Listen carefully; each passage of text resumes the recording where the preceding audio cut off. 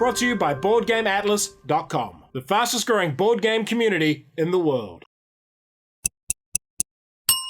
Kia ora koutou, and welcome to Tainted Grail in about 3 minutes. It is a game for 1 to 4 players. It has a solo mode. Playing time's as long as it takes. It's a pretty complex game. A blight has come to Avalon. A disease spreads across the land, and the menhirs that ward against the corruption are failing. Can your team of misfits and malcontents unravel the mystery behind the corruption in the land? Or does a miserable death await you in the fog? The game is played in 15 chapters. You win each chapter by completing its goals. Narrative. This game is loaded with story elements. Character advancement. Your characters will develop and grow through the campaign. Player turn. Select the character you want to play and grab their player board. There are 6 attributes. Your player board will tell you what your starting values are. These are used in combat and diplomacy, as well as adventuring. You also have energy, health, and terror scores. Energy is how many actions you can take, and terror is how badly the horrors of the island have messed you up. At the bottom of the player board are your resources, how much food, wealth, and magic you have stored,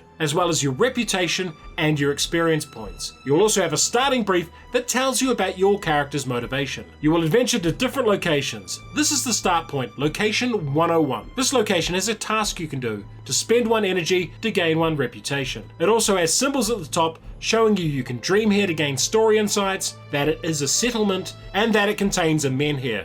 Menhir are these big things. They prevent the horrors of the island overwhelming civilization. They need to be maintained in order for you to keep playing. Locations will have these arrows, which show the other locations nearby. Actions you can take include moving to a location. You can only move to the 9 locations around an active menhir. Exploring an area where you flip over the card and follow the instructions. This will likely take you to the storybook. Combat involves playing cards that match the attributes of previously played cards. Bjorn has sufficient skills to get bonuses from all of these. We play a card and check how it matches up. Both of these matchups show 1 cube, which is 1 damage to the monster. We can only play 1 card before the monster's counterattack, unless you play a fast card like this. This here means we draw 1 card, and if we spent 1 magic resource, we can also activate this power here for 1 more damage. We check the enemy card to see what it does. It has taken 2 damage, so attacks us. We prevent that damage because of the card we played.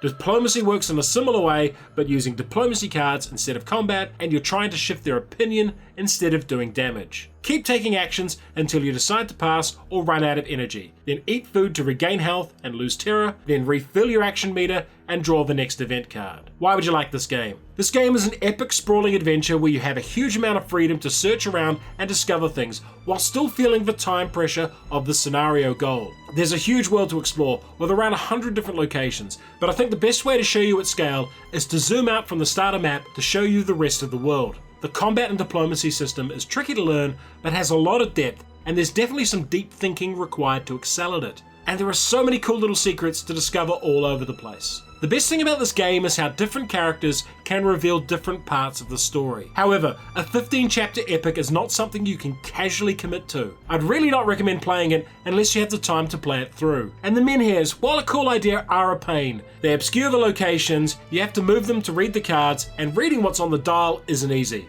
The 7th continent uses a similar system for exploration and storytelling. And weirdly, Tainted Grail reminds me a lot of the fighting fantasy book series. Tainted Grail, Grimdark meets King Arthur. If you enjoyed this video, like it, subscribe to the channel, and support us on Patreon.